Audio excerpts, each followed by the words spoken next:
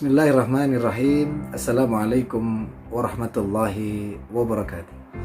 Alhamdulillah wa syukrulillah wa la hawla wa la quwata illa billahil aliyil azim. Alhamdulillah anak-anakku sekalian, kita bisa bertemu kembali pada hari ini. Insyaallah kita akan belajar Al-Quran Hadis. Judul pada hari ini insyaallah kita akan belajar Surah Al-Kafirun. Masih bersama dengan Mr. Alwi, marilah kita mulai bersama-sama dengan membaca basmalah. Bismillahirrahmanirrahim. Anak-anakku sekalian yang berbahagia dan semoga tetap semangat dan sehat selalu. Amin. Tujuan pembelajaran dari Al-Quran Hadis khususnya di surah Al-Kafirun ini, yang pertama, kita harus bisa membacanya sesuai dengan kaidah dan aturan ilmu tajwid yang baik dan benar. Maka panjang pendeknya, makhraj hurufnya, nanti satu persatu harus bisa mempraktikkannya ketika membaca Al-Quran. Kemudian yang selanjutnya, setelah kita membacanya dengan baik dan benar, kita juga harus bisa menghafalkannya dengan lancar. Tidak cukup hanya membaca, tapi dalam pembelajaran Al-Quran Hadis ini kita harus menghafalnya. Setelah menghafalnya, insya Allah kita juga akan berlatih untuk menerjemahkan ayat demi ayat. Setelah itu, setelah bisa menerjemahkan, kita juga akan belajar isi kandungan dari surah Al-Kafirun ini. Selanjutnya, setelah mempelajari isi kandungannya, yang terakhir kita juga akan berlatih untuk menulisnya ayat demi ayat ini sebagai sarana latihan supaya kita bisa menulis huruf hijaiyah, termasuk menulis ayat-ayat Al-Quran dengan baik dan benar. Baiklah anak-anakku sekalian, mari kita lanjutkan pembelajaran kita. Yang sekarang kita mencoba untuk membacanya dengan fasih. Dengarkan baik-baik Mister membaca, kemudian nanti praktekkan di rumah masing-masing. Ketika membaca surah Al-Kafirun, maka secara tartil, panjang pendeknya dan makhraj hurufnya harus baik dan benar. Dengarkan dan perhatikan. A'udzu billahi minasyaitonir rajim. Bismillahirrahmanirrahim. Qul ya ayyuhal kafirun la a'budu ma ta'budun wala antum 'abiduna ma a'bud wala ana 'abidum ma 'abadtum wala antum 'abiduna ma a'bud lakum dinukum waliyadin. Shadaqallahul azim. Anak-anakku, jangan lupa ketika membaca Al-Quran, usahakan dengan tartil, panjang pendeknya, makhraj hurufnya harus benar sesuai dengan ilmu tajwid. Baik, kini saatnya bagi kita untuk mencoba berlatih menerjemahkan ayat demi ayat. A'udzubillahi minasyaitonirrajim. Bismillahirrahmanirrahim. Ayat yang pertama, Qul ya ayyuhal kafirun. Apa artinya? Katakanlah, ini adalah perintah Allah kepada Nabi Muhammad. Katakanlah Muhammad, wahai orang-orang kafir. Kemudian ayat yang kedua, La a'budu ma ta'budun. Katakanlah Muhammad, wahai orang-orang kafir, aku tidak akan menyembah apa yang kamu sembah. Ini adalah pernyataan yang tegas. Ayat yang ketiga, Wala antum 'abiduna ma a'bud. Artinya adalah, dan kamu bukan penyembah apa yang aku sembah. Sangat tegas sekali perintah Allah ini kepada Rasulullah, kepada Nabi Muhammad untuk menolak ajakan orang-orang kafir ketika ditawari untuk menyembah berhala saat itu. Kemudian ayat yang kelima, wala ana abidum ma abadtum. Arti ayat yang keempat, dan aku tidak pernah menjadi penyembah apa yang kamu sembah. Selanjutnya ayat yang kelima, wala antum abiduna ma a'bud. Ayat ini sama seperti ayat yang ketiga tadi, artinya adalah dan aku dan kamu bukan penyembah apa yang aku sembah. Ini merupakan jawaban Rasulullah yang sangat tegas kepada kaum kafir Quraisy saat itu yang mengajak Rasulullah untuk menyembah berhala. Selanjutnya ayat yang terakhir, lakum dinukum waliyadin. Untukmu agamamu dan untukku agamaku. Ini merupakan jawaban yang paling akhir ketika Rasulullah menolak kepada ajakan itu. Maka Rasulullah dengan tegas menjelaskan, bagimu agamamu dan bagiku adalah agamaku. Anak-anakku sekalian yang berbahagia, mari kita sama-sama sekarang untuk mengetahui dan mempelajari isi kandungan dari surah Al-Kafirun ini. Yang pertama, surah Al-Kafirun ini merupakan surah yang urutannya ke-109 di dalam Al-Quran dan jumlah ayatnya ada 6. Selanjutnya, ini berisi ajakan kaum kafir kepada Nabi untuk menyembah selain Allah. Maka isinya adalah jawaban kepada kaum kafir bahwasannya Rasulullah dengan tegas menolak ajakan orang-orang kafir itu untuk menyembah berhala. Selanjutnya, surah Al-Kafirun ini diturunkan di Mekah, maka digolongkan menjadi surah Makkiyah. Anak-anakku sekalian, surah ini juga menjelaskan bahwa orang kafir itu sesungguhnya mereka tidak percaya kepada Allah dan Rasulnya. Jadi ketika mengajak Rasulullah untuk menyembah berhala kala itu menunjukkan bahwasannya orang-orang kafir itu tidak percaya kepada Tuhan, tidak percaya kepada Allah karena mereka menyembah berhala. Baik, selanjutnya dari isi kandungan surah Al-Kafirun ini juga yang perlu kita sama-sama ketahui anak-anakku, surah ini ditunjukkan kepada kaum musyrikin dan kafir, yaitu orang-orang yang menyekutukan Allah dan ingkar kepada Allah.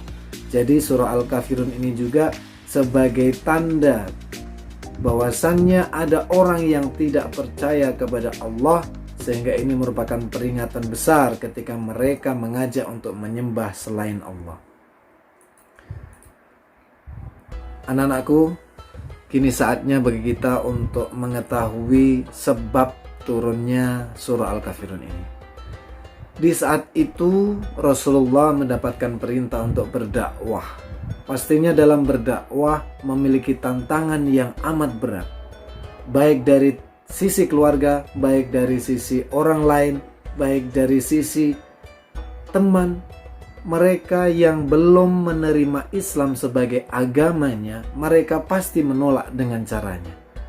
Nah, di saat Islam mulai berkembang saat itu, kaum kafir Quraisy merasa tidak nyaman dan takut kalau agama Islam itu jumlah muslim pada saat itu bertambah semakin banyak, dan takut kalau orang-orang itu semuanya masuk Islam. Sehingga saat itu mereka berupaya untuk membujuk dan merayu Rasulullah supaya menyembah berhala, saling bergantian, begitu maksud mereka. Namun di saat itu Rasulullah, coba bayangkan ketika Rasulullah ditawari seperti itu, pasti akan menolak, karena Rasulullah tahu bahwasanya Tuhan adalah Allah. Orang kafir Quraisy dengan tipu dayanya, dengan caranya mencoba membujuk rayu Rasulullah dengan menawari berbagai macam hal, sehingga Rasulullah mau menyembah berhala di suatu hari, Kemudian orang kafir itu sampai akan menawarkan diri menyembah Allah di suatu hari. Orang Quraisy menyembah Allah. Suatu ketika Nabi Muhammad menyembah berhala, saling barter. Itu tidak akan mungkin dilakukan oleh Rasulullah. Oke, demikian tadi anak-anakku sekalian, sebab turunnya surah Al-Kafirun ini menunjukkan bahwasannya Rasulullah dengan tegas menolak ajakan orang-orang Quraisy saat itu yang mengajak Rasul menyembah berhala. Selanjutnya, bagi kita perlu dan penting untuk mengetahui apa manfaat, apa hikmah kita mempelajari surah Al-Kafirun ini di kehidupan kita sehari-hari saat ini. Ingat-ingat saat ini kita juga hidup di Indonesia, banyak sekali orang-orang yang non-muslim. Mereka tidak beragama Islam seperti kita. Akidahnya berbeda dengan kita, kepercayaannya berbeda dengan kita. Maka apa sikap kita kepada orang yang mengajak kita untuk menyembah Tuhan selain Allah? Ini penting bagi kita anak-anakku untuk bisa menjawabnya dengan tegas. Maka sikap yang kita tunjukkan diantaranya adalah yang pertama, menolaknya dengan tegas bahwasanya kita menyembah Allah. Agama kita Islam, maka Tuhan kita adalah Allah. Kita menyembah Allah Subhanahu wa ta'ala. Selanjutnya, kita jelaskan bahwa kita ini adalah hambanya Allah, bukan hambanya siapa-siapa. Setelah itu, kita tetap bersikap baik kepada mereka selama mereka tidak mengganggu dan mengusik ketenangan dan keamanan kita. Selanjutnya, kita sebagai makhluk sosial, kita memiliki tetangga, kita memiliki saudara, maka kita harus tetap menjaga hubungan baik itu, hubungan pertemanan kita, hubungan perkenalan kita sebagai bentuk dari toleransi dan hidup bersosial di dalam masyarakat. Seperti itu anak-anakku sekalian, maka sikap yang kita tunjukkan kepada orang-orang non-muslim ketika mereka mengajak kita menyembah selain Allah. Baik, selanjutnya ini penting juga bagi kita untuk sama-sama mengetahui bagaimana jika yang mengajak itu adalah orang tua kita. Orang tua kita ternyata mengajak menyembah selain Allah. Tantangan yang sangat berat, tantangan yang luar biasa dan sangat berat bagi kita. Maka sikap kita sebagai muslim, maka seperti ini minimal. Yang pertama, kita tetap menghormati dan menyayangi mereka sebagai bentuk taat dan kewajiban untuk menghormati kepada kedua orang tua. Jadi jangan sampai di saat mereka mengajak untuk menyembah selain Allah, kemudian kita bahkan naudzubillah sampai menyakitinya, bahkan atau membahayakan nyawanya. Kita jawab dengan baik-baik, kita jelaskan dengan baik bahwasanya Tuhan kita adalah Allah. Tapi tetap kita menghormati orang tua karena mereka adalah penyebab adanya kita di dunia. Sehingga hubungan baik anak kepada orang tua tetap terjalin dan terjaga. Itu kewajiban kita kepada kedua orang tua. Tetap kita sayangi dan kita hormati bahwasanya kita adalah sebagai anaknya. Kemudian kita harus berani menolak. Ingat-ingat, kita harus berani menolak ajakan orang tua itu apabila kita diajak menyembah Tuhan selain Allah. Suatu ketika kamu diajak untuk pergi ke gereja, untuk menyembah atau untuk melakukan peribadatan atau melakukan suatu hal di gereja, maka kita harus berani menolaknya. Tidak, saya tidak mau dan saya tidak akan menyembah Tuhan selain Allah. Tuhanku ada Allah. Itu adalah sikap tegas anak kepada orang tua yang mengajak untuk menyembah atau beribadah kepada selain Allah. Anak-anakku sekalian, ini saatnya bagi kita untuk mencoba pemahaman materi. Silahkan nanti dijawab dalam hati, kemudian direnungkan, diingat-ingat jawabannya. Silahkan nanti boleh dikerjakan atau boleh diingat-ingat sendiri atau dibaca kembali dan dilihat video Mister ini sehingga lebih bisa memahaminya. Yang pertama, surah Al-Kafirun merupakan surah yang kemudian berapakah jumlah ayat dalam surah Al-Kafirun? Pertanyaan selanjutnya, di manakah turunnya surah Al-Kafirun? Kemudian perhatikan apa yang dijelaskan dalam surah Al-Kafirun. Dan yang terakhir, jelaskan sebab diturunkannya surah Al-Kafirun ini. Nah, itu beberapa pertanyaan sebagai refleksi dari pembelajaran kita dari menonton video Mister ini.